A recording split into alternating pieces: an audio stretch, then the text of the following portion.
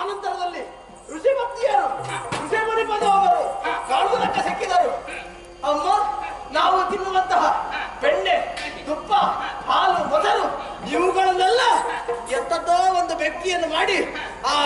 ಸುರಿತಾ ವ್ಯರ್ಥ ಮಾಡ್ತಾ ಇದ್ದಾರೆ. ಆ ಸಂದರ್ಭದಲ್ಲಿ ಅಂತಹ ಅಲ್ಲಿರುವಂತಹ ಸುಮತ್ತುಗಳನ್ನೆಲ್ಲ ತಿಂದು ಬಂದಿದ್ದೇನೆ. ಮತ್ತೆ ಆಯ್ತಾ ನಿನ್ನ ಆಟ? ಆಯ್ತಾ ನಿನ್ನದು?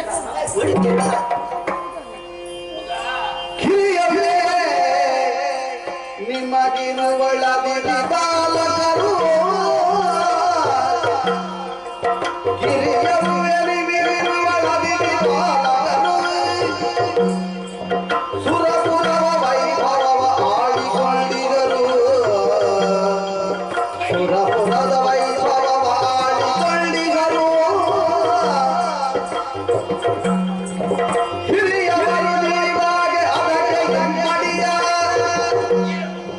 ಹಿರಿಯವರು ನೀವಾಗೆ ಅದಕ್ಕೆ ಗಮ್ಮಡಿಯ ಸರ್ವ ಸೌಭಾಗ್ಯ ಸಂಗ್ರಹಿತು ಇದು ಕಡಿಯ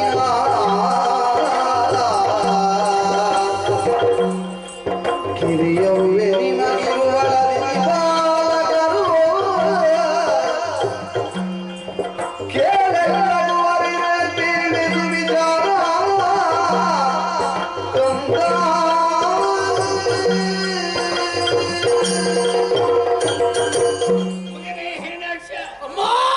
ಏನು ಮಾಡಿದಿ ಮಗ ನೀನು? ಈ ರೀತಿಯಾಗಿ ಕೆಲಸವನ್ನು ಮಾಡಿ ಸಿಕ್ಕ ಸಿಕ್ಕ ಋಷಿ ಮುನಿಗಳನ್ನೆಲ್ಲ ಕೊಚ್ಚಿ ಬಂದಿದ್ದೆ. ಅಂತ ಮಾತಿಗೆ ಇಲ್ಲಿ ಅವಕಾಶ ಇಲ್ಲ. ಗೊತ್ತಾಯ್ತಾ ಇಲ್ಲ? ಯಾಕೆ ಮಗ? ಯಾಕಮ್ಮ? ನಿನಗೆ ನಾನು ನೀತಿಯನ್ನೇ ಹೇಳ್ಬೇಕೆಂಬ ಉದ್ದೇಶ ನನಗೆ ಗೊತ್ತುಂಟು.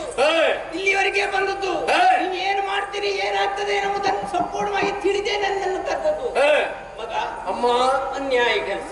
ಅನ್ಯಾಯ ಅನ್ಯಾಯ ಯಾವುದು ಅನ್ಯಾಯ? ಸಾಧಾರಣದ ಅನ್ಯಾಯ ಅಲ್ಲ ಮಗ. ಋಷಿ ಯಜ್ಞ ಯಾಗಾದಿಗಳನ್ನು ಮಾಡ್ತಾ ಇದ್ದಾರೆ. ಯಾಕಾಗಿ? ಕಲ್ಯಾಣಾತ್ಮಕವಾಗಿ ಈ ರೀತಿಯಾಗಿ ಮಾಡುವಂತಹ ಋಷಿಗಳನ್ನು ನಾಶ ಮಾಡ್ಲಿಕ್ಕೆ ಹೊರಟಿಯ. ಅದು ಅಲ್ಲದೆ ಋಷಿ ಪತ್ನಿಯರು ಅವರು ಏನು ಅನ್ಯಾಯ ಮಾಡಿದ್ದಾರೆ?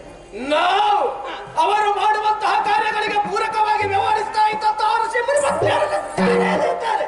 ಅಯ್ಯೋ, ಗರ್ಭಿಣಿ ಹೆಂಗಸರನ್ನು ನಾಶ ಮಾಡಿದ್ರೆ ಇದರಿಂದ ದೋಷ ನಿನ್ನ ಪಾಲಿಗೆ ಬರುವುದಿಲ್ಲ.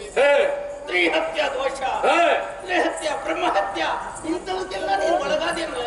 ಈ ರೀತಿಯ ಅನ್ಯಾಯದ ಕೆಲಸ ಯಾಕಾಗಿ ಮಾಡಬೇಕು? ನಾವು ಹಿರಿಯರಲ್ವೇ? ಹಿರಿಯರಾಗಿರುವಂತಹ ನಮ್ಮ ಪಾಲಿಗೆ ಈ ರೀತಿಯಾಗಿ ಅನ್ಯಾಯದ ಕಾರ್ಯವನ್ನು ಮಾಡ್ತಾ ಇದ್ರೆ ಇನ್ನು ಮುಂದೆ ಏನಾದ್ರು ಮಗ? ಯಾಕಮ್ಮ? ನೋಡು, ನೀನೇ ಯೋಚನೆ ಮಾಡು. ಏನಾಯ್ತು? ನನ್ನ ತಂದೆಯ ಮಕ್ಕಳು ಸಾಮಾನ್ಯದವರಲ್ಲ. ಆ ದೇವತೆಗಳು ಒಳ್ಳೆಯವರು. ಈಗ ಮೇಲು ಸಂಪತ್ತನ್ನು ಆಳಿಕೊಂಡಿದ್ದಾರೆ ಮಗ. ಆಳಿಕೊಂಡಿದ್ದಾರೆ. ಸರಿ, ಅವರು ಸುಖ ಸಂತೋಷದಲ್ಲಿದ್ದಾರೆ ಮಗ. ಅದಕ್ಕೆ ಹಿರಿಯರಾಗಿರುವಂತಹ ನಮ್ಮ ಪಾಲಿಗೆ ಆ ದೇವಲೋಕದ ಸಂಪತ್ತು ಸಿಗಬೇಕಿತ್ತು. ಏನ್ ಮಾಡೋಣ? ಭಾಗ್ಯ ನಮಗಿಲ್ಲ ಮಗ. ಅಮ್ಮ,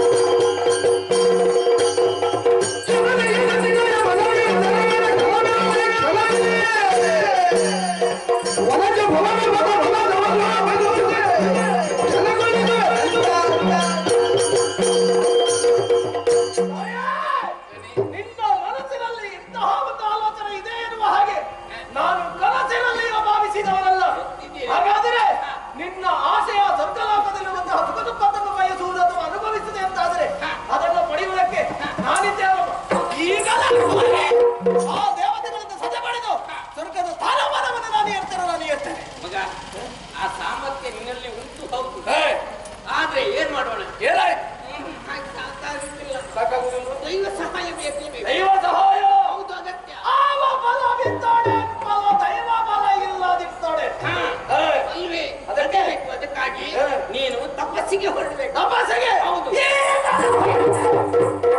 ಎಲ್ಲಿಗೆ?